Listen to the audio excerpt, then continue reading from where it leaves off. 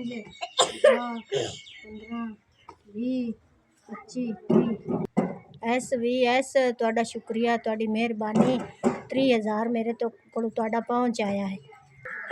ਮੇਰੇ ਕੋਲ 10,000 ਅੱਗੇ ਤੁਹਾਡਾ ਆਇਆ ਹੈ, ਉਹ ਮੈਂ ਆਦੇ ਬੱਚੇ ਦੀਆਂ ਪੱਟੀਆਂ ਕਰਾਉਂਦੀ ਪਈਆਂ।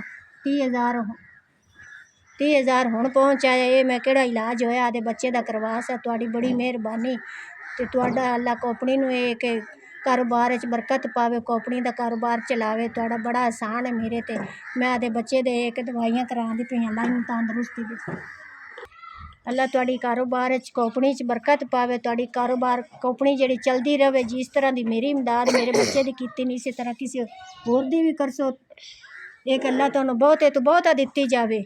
ਤੇ ਮੇਰਾ ਬੱਚਾ ਵੀ ਦੁਆਵਾਂ ਦੇ ਸੀ, ਮੈਂ ਵੀ ਦੁਆਵਾਂ ਦੇ ਸਾਂ। ਮੇਰਾ ਬੱਚਾ ਪੜ੍ਹਨ ਦੇ ਕਾਬਿਲ ਹੋ ਜਾਏ ਸੀ, ਠੀਕ ਹੋਇਆ, ਤੰਦਰੁਸਤ ਹੋਇਆ। ਤਾਂ ਮੈਂ ਕਿ ਤੁਹਾਨੂੰ ਤੁਹਾਡੇ ਹੱਕ 'ਚ ਬੜੀਆਂ ਤੋਂ ਬੜੀਆਂ ਘਣੀ ਤੋਂ ਘਣੀ ਦੁਆ ਕਰਸਾਂ। ਮੇਰਾ ਬੱਚਾ ਵੀ ਕਰਸੀ। ਅੱਲਾ ਤੁਹਾਨੂੰ ਇਹ ਕਿ ਤੁਹਾਡੀ ਕੋਪਣੀ ਨੂੰ ਇਤਨਾ ਚਲਾਵੇ ਨਾ, ਸਾਰੀ ਉਮਰ ਬੰਦ ਨਾ ਹੋਵੇ।